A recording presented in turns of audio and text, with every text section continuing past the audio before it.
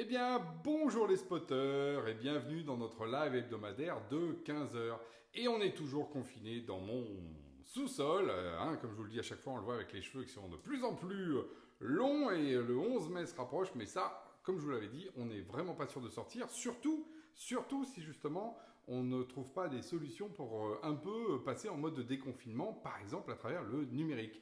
Et vous vous rappelez, moi je vais encore revenir sur ce sujet, mais il y a pas mal d'infos qui sont arrivées depuis, c'est que je me disais c'est dommage, alors qu'on a toutes ces promesses autour de l'intelligence artificielle, des données, de ne pas avoir quelque chose de plus direct pour justement aider notre ami Covid-19 à rester dans sa niche, parce que le numérique nous aurait aidé à savoir qui est atteint, qui n'est pas atteint, etc.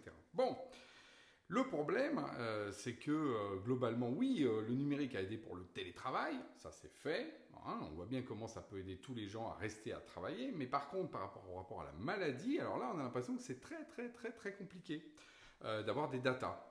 Je rappelle quand même qu'il nous a fallu des semaines et des semaines pour commencer à avoir des vraies données du terrain qui remontaient sur les vrais cas, les morts, par exemple dans les EHPAD, c'est quand même fou qu'on ne savait même pas combien il y a de morts dans les EHPAD en France.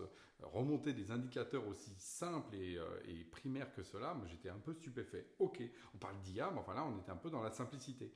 Alors on s'est dit, bon, après, il va bien falloir à un moment donné qu'il y ait une application, des trucs qui se passent, et hop, avant même que l'application elle arrive, ou qu'en tout cas on décide de ce qu'on fasse, par exemple, je ne sais pas si vous savez, mais nos amis de Orange avaient disclosé les datas, toutes les données, en particulier les Parisiens, pour dire, bah voilà, il y a à peu près 200 000 Parisiens qui sont partis à la campagne. Vous savez, au moment du déconfinement au début.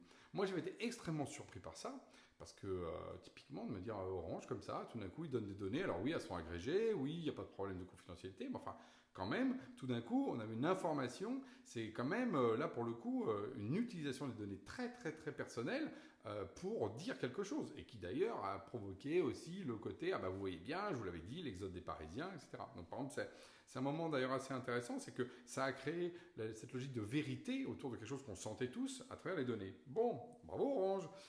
Mais Orange, il ne s'arrête pas là. Par exemple, là, à nouveau, il va transférer les données de géolocalisation à la Commission européenne pour justement un peu évaluer quel pays a été confiné, comment, et voir quelles stratégies ont fonctionné. Donc Orange, une deuxième fois, prend nos données et les transfère, alors là aussi sans doute de manière agrégée, sans nous demander l'autorisation, parce que moi par exemple je suis chez Orange, j'ai pas reçu un mail qui me dit Monsieur Garnier, est-ce que vous voulez bien que vos données personnelles de votre téléphone chez Orange soient justement transmises de géolocalisation? Ah, comment ça? J'ai rien obtenu. Alors sans doute, comme toujours, j'ai dû cliquer un truc un jour pour dire oui, j'autorise, parce que effectivement tout ce qui est écrit en petites lettres, mais là on voit bien qu'on aurait pu imaginer un truc un tout petit peu plus direct, mais sauf que ça, je ne l'ai pas eu. Ok, merci Orange. Alors après, on a des biais détournés.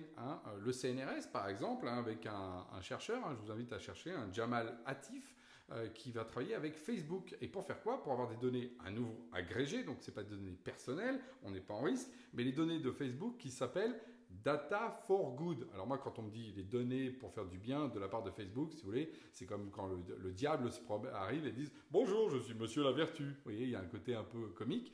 Mais bon, j'ai plus confiance par contre dans les chercheurs du CNRS.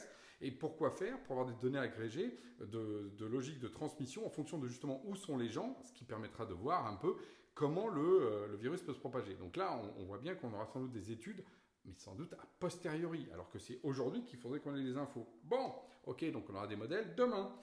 Il y a l'application Stop Covid. Alors là, pour le coup, ça a été un grand pataquès. Nous, on a même, à travers l'appel du 9 avril, qui était plus large que ça, mais qui a démarré par ça, je rappelle, j'en ai fait un live, je crois qu'il y a 15 jours. Voilà. Donc on a obtenu gain de cause. C'est pas Palantir qui sera choisi. Le ministre l'a dit, le Premier ministre l'a dit, Cédrico l'a dit. Bon, ça y est. Ouf, au moins, on va pas se jeter dans la gueule du loup de l'ennemi. Par contre, il reste plein de problèmes, dont par exemple, on a un super système pour prévenir la privacy des gens, sauf qu'il faudrait que Apple libère un truc dans les smartphones. Ah, puis là, Apple, il dit, oh, je sais pas, faut voir, je ne sais pas. Et là, on retrouve toute la problématique. À nouveau, on voit qu'on est dépendant, la pente d'Apple. Si Apple ouvre, on peut faire l'application Stop Covid. Si Apple ouvre pas, on peut pas. Alors là, il y a tout le débat. Alors, est-ce qu'il faut être gentil avec Apple, lui dire, oh, petit Apple chéri, est-ce que tu peux me faire ça? J'ai beaucoup de malades chez moi. Ou est-ce qu'il faut aller taper avec justement l'arme légale? Alors, ce qui est marrant, c'est qu'à nouveau, ça crée un débat et beaucoup de clivages. Moi, je pense qu'à un moment donné, il faut être souverain. Il faut dire à Apple, écoute, nous, en France, c'est comme ça. Soit tu ouvres, soit tu sors de la France. Voilà. Et vous verrez que le marché français, pour eux, c'est pas rien et ils réfléchiront à 2 fois. Bon, donc on voit quoi? On voit qu'en fait, ok, les données, ok, le Covid, on préfère énormément de choses sur la modélisation, pour savoir où sont les gens, pour éviter les malades, pour énormément d'applications très urgentes, sauf que soit on n'a pas les données, elles ne nous appartiennent pas, soit c'est pas facile à les choper, soit justement il y a des méchants américains qui veulent pas nous ouvrir ça pour qu'on puisse le faire. Donc, on n'a pas confiance non plus dans l'État, il faut voir aussi la défiance monumentale. Donc on n'a pas confiance dans les GAFAM, on n'a pas confiance dans l'État, mais on aura confiance en qui? Tout le problème, il est là, c'est que finalement, ces données ou ces systèmes, ils vont fonctionner si on a des agrégats de données, des agrégats, pardon, mais pour ça, il faudrait que quelqu'un fasse cet agrégat. Donc, on retrouve tout le problème de notre société où il y a un problème de confiance. Le numérique, il pourra gagner s'il y a de la confiance. Aujourd'hui, c'est de la défiance, donc on se défie, on pousse, et résultat des courses, on n'arrive pas à avoir de choses opérationnelles contre ce Covid-19. Je pense que toute la question est là, et dans la résolution, il y a cette question de la confiance. On voit bien qu'il y a des gens qui sont disqualifiés, comme les GAFAM, très bien, mais il faudra bien trouver des successeurs à tout ça. Donc c'est là où il faut qu'on réfléchisse, quelle forme on peut trouver, moderne, de retrouver une confiance pour partager des données. Voilà un sujet qui devrait vous occuper pendant le week-end. Sur ce, je vous dis à la semaine prochaine.